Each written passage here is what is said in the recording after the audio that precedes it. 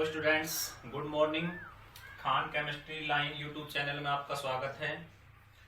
ये स्टूडेंट्स, अपना chapter D web block elements के अंतर्गत जो टॉपिक कंटिन्यू चल रहा है उसमें प्रथम संक्रमण श्रेणी के तत्वों के सामान्य गुण में अपन परमाणु त्रिज्या, आयनन ऊर्जा, धात्विक प्रकृति, संकुल गुण, इन 4 पॉइंटों का अध्ययन कर चुके हैं।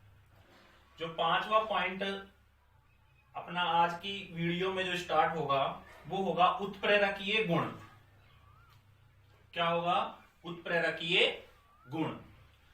उत्प्रेरकीय गुण को स्टार्ट करने के लिए सबसे पहले अपन उत्प्रेरक के बारे में अच्छी तरह से जान लेते हैं। तो आप सभी को 9th क्लास से लेकर 11th क्लास तक आपने सभी ने उत्प्रेरक की परिभाषा अच्छे से पढ़ी है कि उत्प्रेरक वे रासायनिक पदार्थ होते हैं जो किसी भी क्रियाकारक के साथ संयोग करके अस्थायी मध्यवर्ती यौगिक का निर्माण करते हैं और उस अस्थायी मध्यवर्ती यौगिक से अलग होकर स्वयं तो अपरिवर्तित रहते हैं और उस क्रियाकारक के अस्थायी मध्यवर्ती यौगिक जो निर्मित हुआ है उससे उत्पाद का निर्माण कर देते हैं।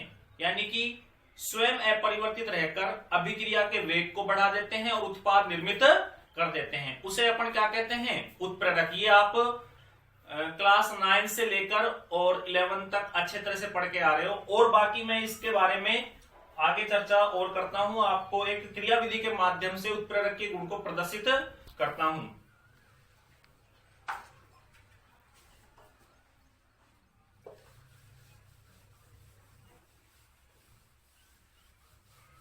तो ध्यान दें, उत्प्रेरकीय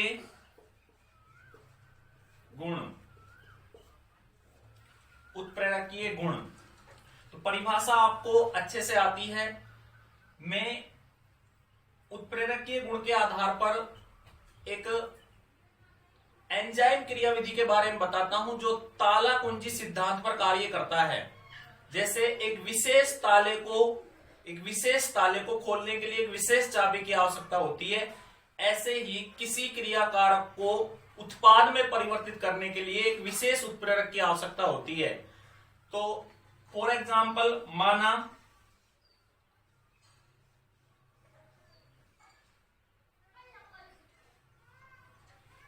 ये एक लोक है, लोक यानी कि ताला, यानी जिसको अपन कहेंगे सबस्ट्रेट।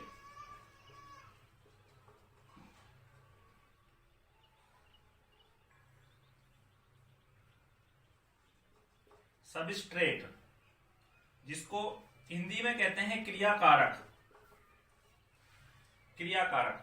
इस लोक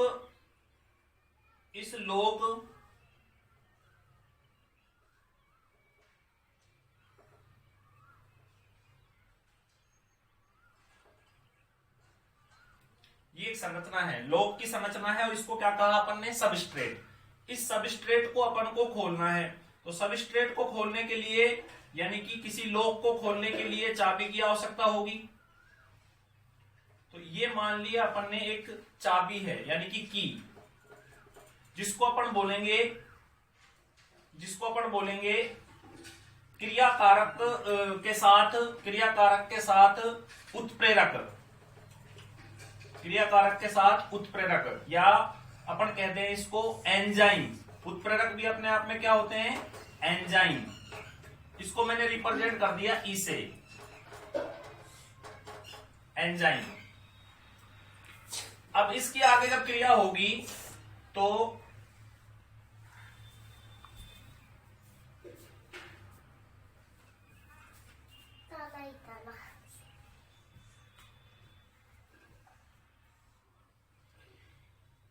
ये हो गया सबस्ट्रेट एस क्रियाकारक, ये हो गया उत्प्रेरक या की या एंजाइम। मैंने इसको रिप्रेजेंट कर दिया ई से, इसको रिप्रेजेंट कर दिया एस से। तो ये बना मध्यवर्ती अस्थायी संकुल, जिसको अपन ना तो पूर्णतया क्या कह सकते हैं? एंजाइम, ना पूर्णतया क्या कह सकते हैं? सबस्ट्रेट। यानी कि ऐसा प्रतीत हो रहा है कि जो लोक था उसके अंदर ये की प्रवेश कर चुकी है। ऐसा प्रतीत हो रहा है कि जो लोक था उसके अंदर ये की प्रवेश कर चुकी है। अब जब ये अस्थाई मध्यवर्ती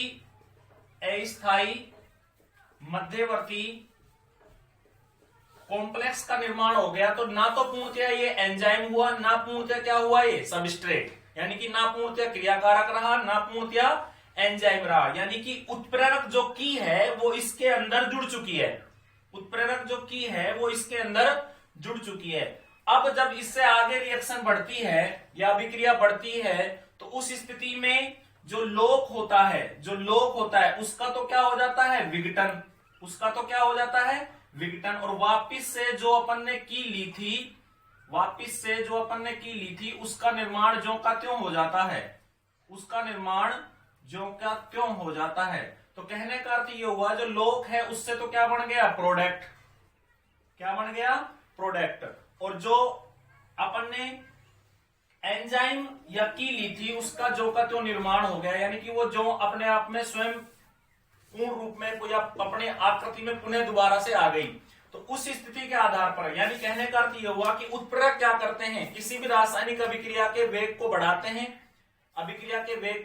और स्वयं अपरिवर्तित रहकर क्रियाकारक को उत्पाद में परिवर्तित कर देते हैं। तो डियर स्टूडेंट्स, आपको उत्प्रेरक के बारे में अच्छे से समझ में आ रहा होगा कि उत्प्रेरक किसी भी रासायनिक अभिक्रिया के वेग को बढ़ा देते हैं और स्वयं क्या रहते हैं, अपरिवर्तित रहते हैं। तो इसके आधार पर जो संक्रमण तत्व हैं, जो संक्रमण धातु है, उनके अंदर भी उत्प्रेरक का गुण उपस्थित पाया जाता है। वो किस प्रकार होता है, एक एग्जांपल में आपको, और ये तो एक फॉर्मूले के रूप में एग्जांपल हुआ, एक एग्जांपल में रासायनिक क्रिया से आपको और प्रदर्शित करता हूं।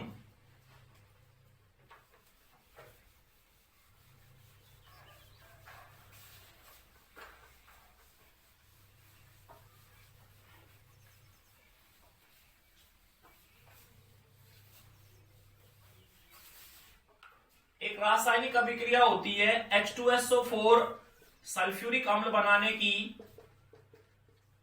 की संपर्क विधि।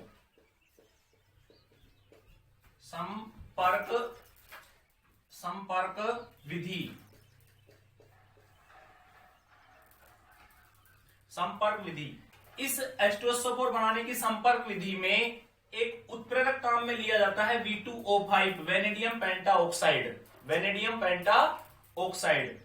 इस H2SO4 बनाने के लिए जो उत्प्रेरक काम में लिया जाता है वो होता है वेनेडियम पेंटा ऑक्साइड V2O5।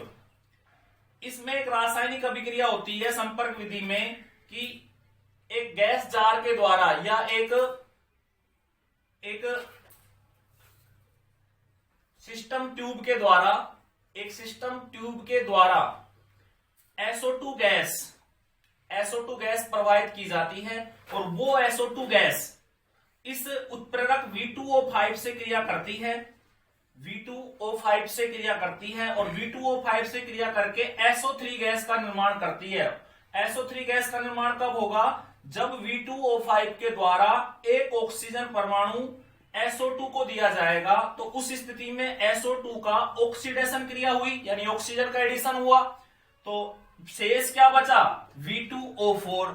अब ये V2O4 पुनः अपनी वापिस स्थिति में किस में आएगा, V2O5 में। तो एटमॉस्फेयर से, वातावरण से ये क्या करता है, V2O4 नवजात ऑक्सीजन को ग्रहण करता है, नवजात ऑक्सीजन को ग्रहण करके वापिस पुनः V2O5 स्थिति में परिवर्तित हो जाता है। यानी कि SO2 को SO3 में किसने परिवर्तित किया, V2O5 ने। और V2O5 यहां पर किसका काम कर रहा है, उत्प्रेरक का काम कर रहा है। किसका काम कर रहा है, उत्प्रेरक का। और उत्प्रेरक का जब काम इसने किया तो अपने ऑक्सीजन एटम को SO2 अणु को दिया, और SO2 अणु ने किसका निर्माण किया, SO3 का। और वापिस पुनः क्या हुआ कि जो V2O4 है इस संपर्क विधि में वातावरण से या एयर से ऑक्सीजन परमाणु को ग्रहण करता है, पुनः V2O5 में परिवर्तित हो जाता है। यानी कहने का अर्थ ये हुआ कि V2O5 उत्प्रेरक का काम कर रहा है, SO2 अभिकारक का काम कर रहा है, अभिकारक का कार्य कर रहा है, और SO3 उत्पाद का निर्माण हो रहा है और वापिस से V2O5 जो उत्प्रेरक था वो V2O4 में चेंज हो जाता है SO3 बनने के बाद, और वो V2O4 वातावरण से इस संपर्क विधि में ऑक्सीजन एटम को, वातावरण से ऑक्सीजन को ग्रहण करके, नवजात ऑक्सीजन को ग्रहण करके पुनः V2O5 में परिवर्तित हो जाता है। तो सभी को अच्छे से समझ में आ रहा होगा कि SO2 जो है वो SO3 में परिवर्तित किसके माध्यम से हुई? V2O5 के माध्यम से परिवर्तित हुई। तो V2O5 में ये परिवर्तित हो गया। अब बात ये आती है कि संक्रमण जो तत्व हैं या संक्रमण धातुएं वो उत्प्रेरक के समान व्यवहार क्यों करती हैं? उत्प्रेरक के समान व्यवहार क्यों करती हैं? क्योंकि संक्रमण धातुओं में आंशिक भरा N-1 डी कोष यानी कि आंतरिक कक्षक होगा वो बाहरी सतह पर उपस्थित होता है, और जब वो बाहरी सतह पर उपस्थित होता है तो संक्रमण धातुओं के पास रिक्त डी कक्षक उपलब्ध पाए जाते हैं, जो किसी भी क्रियाकारक अणु के साथ या अभिकारक अणु के साथ मध्यवर्ती अस्थायी यौगिक का निर्माण कर लेते हैं, जो टूटकर उत्पाद में परिवर्तित हो जाता है। तो इन संक्रमण तत्वों के अंतर्गत जो प्रश्न बोर्ड के द्वारा क्लिक किया जाता है वो किस प्रकार आता है, उस पे हम चर्चा करेंगे कि प्रश्न क्या होता है कि संक्रमण तत्व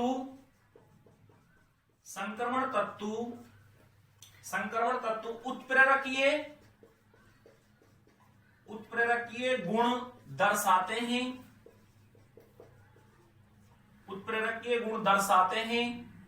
क्यों?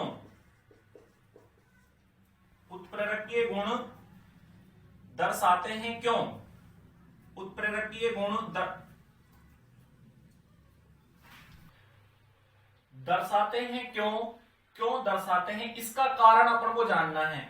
इसका कारण ये होता है कि जो संक्रमण धातुएं या तत्व होते हैं उनके आंशिक भरा यानी कि पूर्ण भरा नहीं, आंशिक भरा N-1 डी कोष रिक्त होता है, क्योंकि संक्रमण धातुओं की प्रवृत्ति के लिए क्या होना चाहिए? डी कक्षक अपूर्ण होना चाहिए। तो आंशिक भरा N-1 डी कोष उपस्थित होता है, जो उत्प्रेरकीय गुण के लिए सक्रिय होता है, एक्टिव होता है, जिसके कारण कोई भी क्रियाकारक उन डी रिक्त कक्षकों से संयोग करके मध्यवर्ती अस्थायी यौगिक का निर्माण कर लेते हैं, और वो मध्यवर्ती अस्थायी यौगिक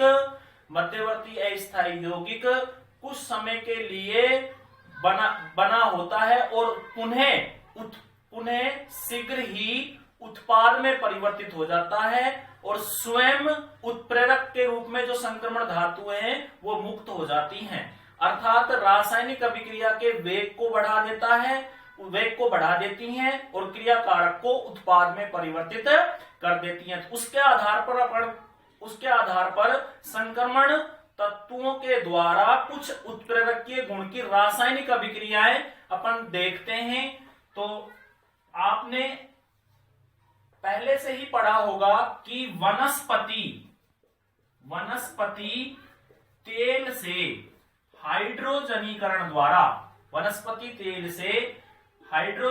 द्वारा निकिल उत्प्रेरक की उपस्थिति में वनस्पति घी का निर्माण होता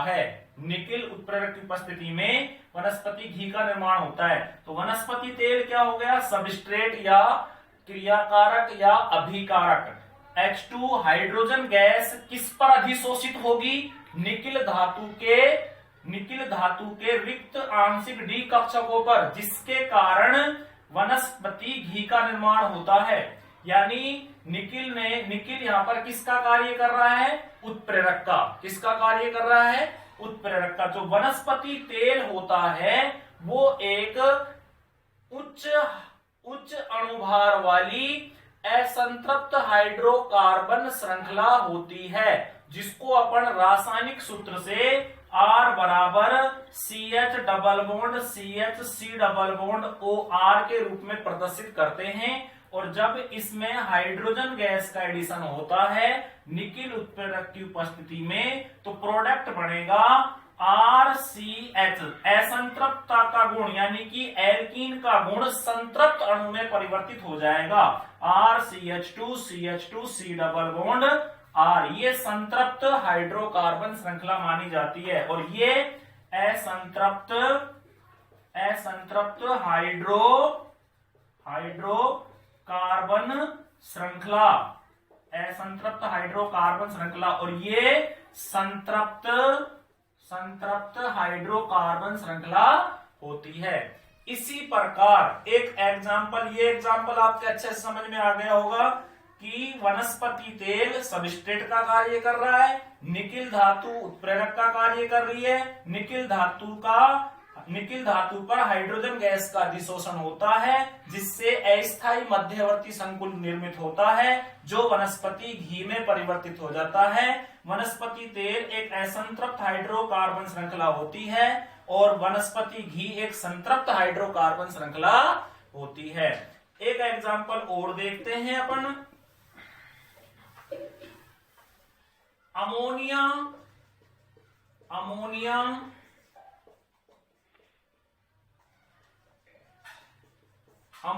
निर्माण की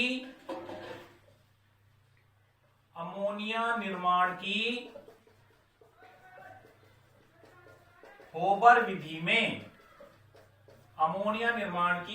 विधि में जब N2 और H2 दोनों अभिकारक Fe और मोलिब्डेनम दोनों संक्रमण धातु है, Fe और मोलिब्डेनम उत्प्रेरक की उपस्थिति में रासायनिक अभिकृत होती हैं, तो अमोनिया का निर्माण होता है। तो कहने का अर्थ ये हुआ, ये किसका काम किया इसने, सबस्ट्रेट का, इन्होंने किसका काम किया, उत्प्रेरक का, और ये क्या बन गया, प्रोडक्ट। तो दूसरा एग्जाम्पल भी आपको अच्छे से समझ में आ रहा होगा कि N2 + 3H2 अभिकारक, Fe तथा मोलिब्डेनम उत्प्रेरक के रूप में प्रयोग में लिए जा रहे हैं, और अमोनिया किसका निर्माण, अमोनिया के रूप में क्या बन रहा है, प्रोडक्ट। अमोनिया के रूप में क्या निर्मित हो रहा है, प्रोडक्ट। और एक एग्जाम्पल की बात करते हैं। थर्ड एग्जाम्पल जो होता है वो है कि जब ethene CH2 double bond CH2, ethene की N एकलक इकाई यानी कि N का मतलब बहुत सारी एकलक इकाइयां, जब TiCl4 टाइटेनियम टेट्राक्लोराइड। अब डियर स्टूडेंट्स ये ध्यान देना कि कोई संक्रमण तत्व परमाणु के रूप में भी हो सकता है, यौगिक के रूप में भी हो सकता है, उत्प्रेरक के रूप में, परमाणु के रूप में भी हो सकता है और यौगिक के रूप में भी हो सकता है, और मिश्र धातु के रूप में भी उत्प्रेरक का कार्य कर सकता है। यानी कि कोई भी संक्रमण जो धातु है अगर वो उत्प्रेरक का कार्य करती है तो कोई आवश्यक नहीं है कि वो परमाणु, उदासीन परमाणु के रूप में रहे या तत्व के रूप में रहे, वो यौगिक के रूप में भी हो सकती है और मिश्र धातु के रूप में भी उत्प्रेरक का कार्य कर सकती है। तो जब N एकलक इकाई एथीन की TiCl4 टाइटेनियम टेट्राक्लोराइड, टाइटेनियम क्या होगा, ये संक्रमण धातु, टाइटेनियम टेट्राक्लोराइड उत्प्रेरक की उपस्थिति में रासायनिक अभिक्रिया जब संपन्न होती है तो पोलोथीन बहुलक का निर्माण होता है। पोलोथीन पॉलीमर का निर्माण होता है।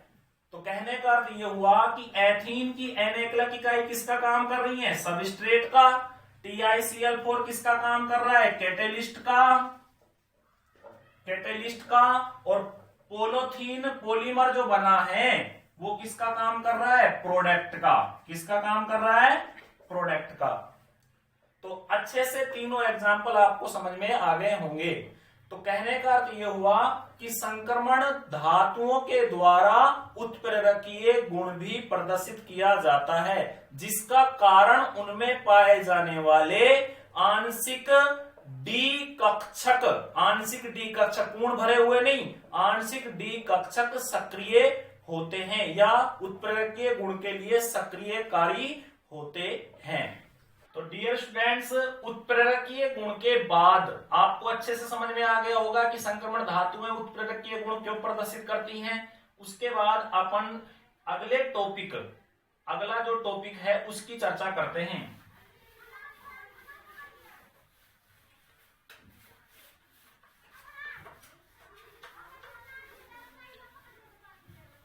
अगली जो अपनी हेडिंग होगी वो हेडिंग होगी रंग प्रदर्शन।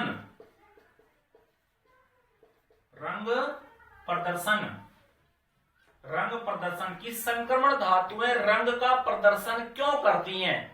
संक्रमण धातुएं रंग का प्रदर्शन क्यों करती हैं। रंग का प्रदर्शन के लिए एक मुख्य कारक संक्रमण धातुओं में होता है, वो होता है डीडी संक्रमण।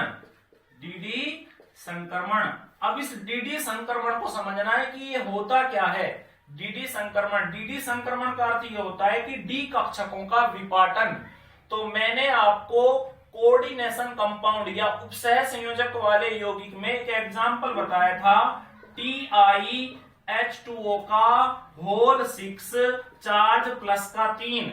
ये एग्जांपल आपको याद आ रहा होगा कि इसका नाम क्या होता है, hexa aqua titanium third ion, यानी कि इसको क्या माने X प्लस में 6, H2O का ऑक्सीकरणांक 0 बराबर प्लस का 3, तो X बराबर कितना हो गया, प्लस का 3।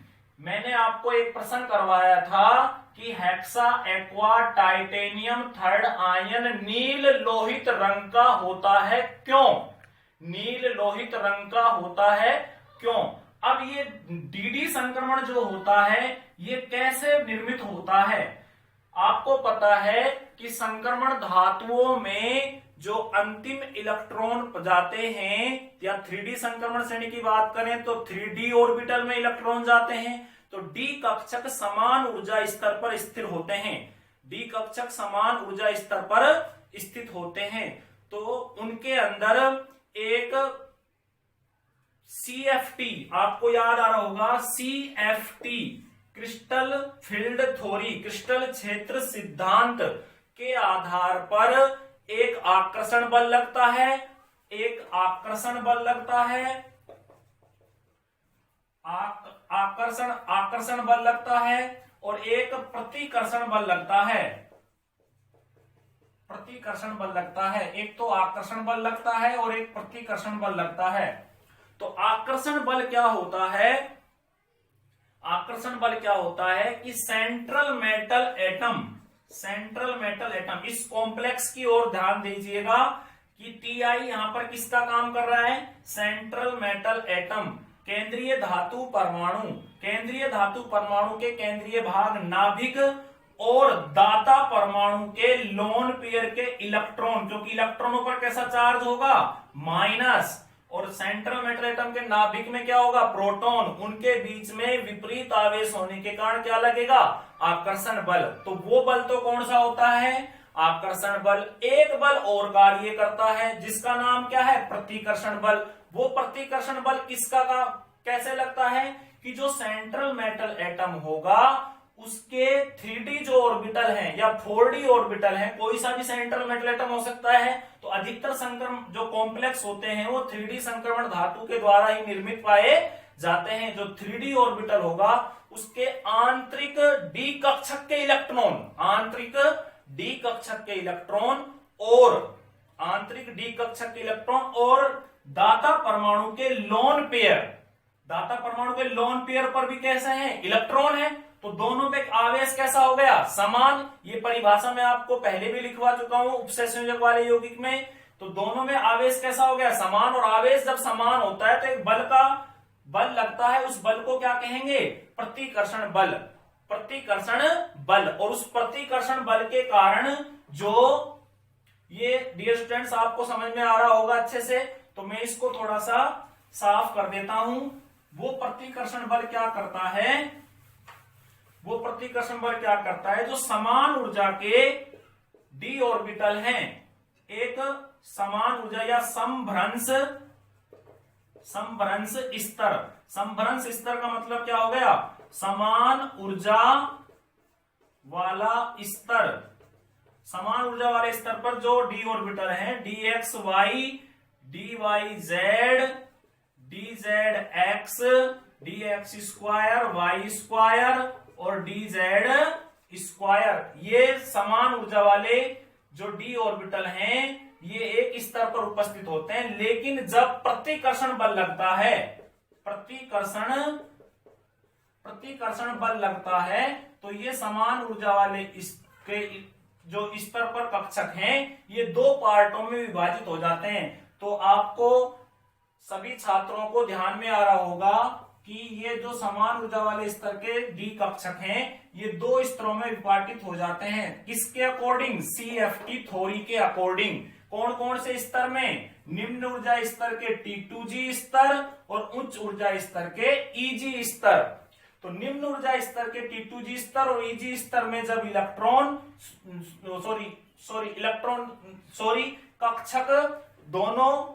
कक्षक दोनों डिवाइड हो जाते हैं या बढ़ जाते हैं, तो उस स्थिति में यदि संक्रमण धातुओं के बाह्यतम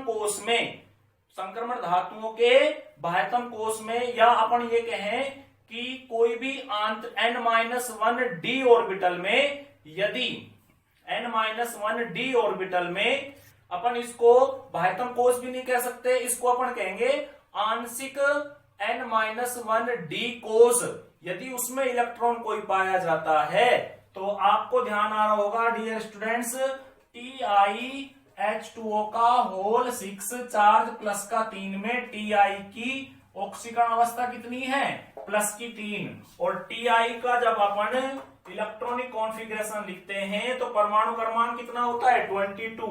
इलेक्ट्रॉनिक विन्यास क्या हो जाएगा, argon 18 3d2 4s2, 3d2 4s2। तो ये दो, अब इसकी ऑक्सीकरण अवस्था किस में है, Ti प्लस 3 में, तो प्लस 3 में तो आर्गन 18 3d1 4s0। तो d ऑर्बिटल में कितना इलेक्ट्रॉन है, एक युग्मित इलेक्ट्रॉन। ये किस ऑर्बिटल में होगा डियर स्टूडेंट्स, dxy ऑर्बिटल में होगा। और dxy ऑर्बिटल में जब ये इलेक्ट्रॉन होगा तो क्योंकि इसमें कौन सा बल लगेगा, प्रतिकर्षण बल, क्योंकि लिगेंड के लोन पेयर के इलेक्ट्रॉन और आंतरिक 3D कक्षक में उपस्थित इलेक्ट्रॉनों के बीच समान आवेश होने से, प्रतिकर्षण बल लगने से डी कक्षकों का एक समान ऊर्जा वाले स्तर से दो पार्ट्स में डिवाइडेशन हो जाता है, T2G स्तर और EG स्तर।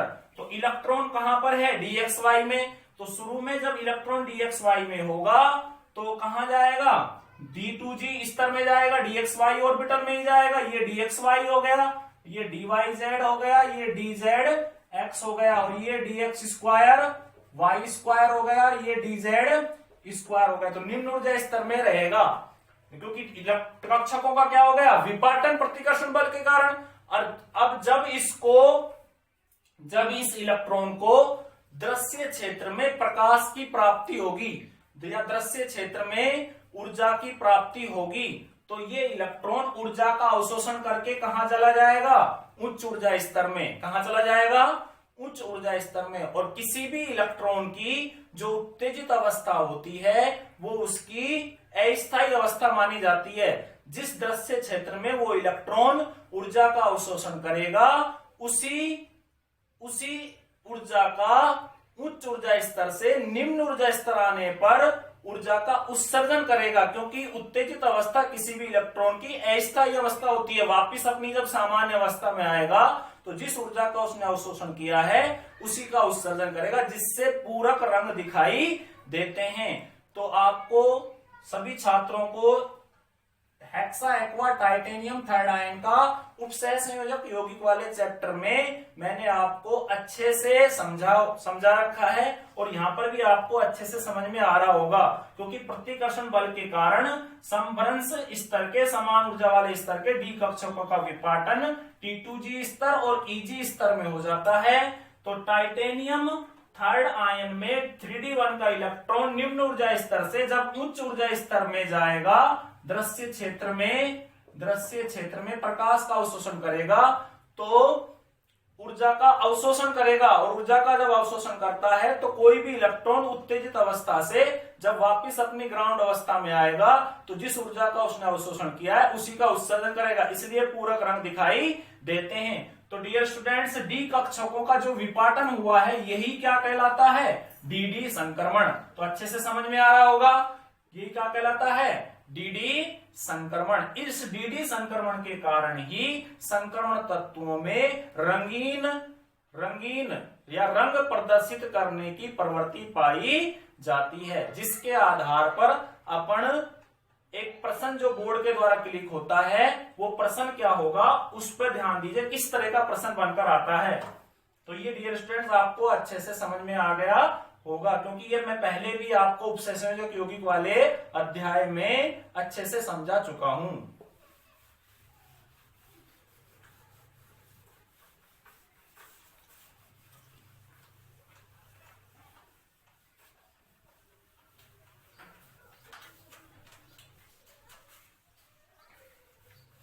तो जो प्रश्न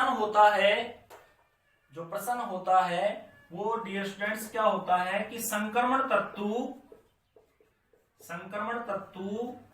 रंगीन यौगिकों का निर्माण करते हैं, क्यों? तो आप इसका आंसर कैसे दोगे? प्रश्न क्या हुआ? संक्रमण तत्व रंगीन यौगिकों का निर्माण करते हैं, क्यों? तो इसका आंसर क्या होगा कि संक्रमण तत्वों में CFT के आधार पर DD संक्रमण की प्रवृत्ति पाई जाती है, जिससे आंशिक कोश यानी कि बाहरी स्तर में उपस्थित, बाहरी स्तर पर ही पाया जाता है। जो डी कक्षक होगा वो संक्रमण तत्वों में बाहरी स्तर पर ही पाया जाता है। तो जो डी कक्षक में इलेक्ट्रॉन पाए जाते हैं वो प्रतिकर्षण बल के कारण T2G स्तर निम्न ऊर्जा स्तर से दृश्य क्षेत्र में प्रकाश का ऊर्जा का अवशोषण करके उच्च ऊर्जा स्तर में चले जाते हैं, जिससे कोई भी इलेक्ट्रॉन उत्तेजित अवस्था में अल्प समय के लिए ही रुक पाता है, पुनः जब आप वापस अपनी ग्राउंड स्टेट में आएगा जिस ऊर्जा का उसने अवशोषण किया है उसी का उत्सर्जन करेगा। तो इसलिए संक्रमण तत्व रंगीन यौगिकों का निर्माण करते हैं। तो डियर स्टूडेंट्स, ये प्रश्न और इसका आंसर अच्छे से आपको समझ में आ गया होगा। तो डियर स्टूडेंट्स, ये प्रश्न आपके अच्छे से समझ में आ गया होगा। आगे अपन चुंबकीय गुण की चर्चा करेंगे, जो नेक्स्ट वीडियो में चर्चा करेंगे। इसलिए आज के लिए इतना ही। धन्यवाद। खान केमिस्ट्री लाइन को सब्सक्राइब करें और बेल आइकन को दबाएं और लाइक करें। धन्यवाद।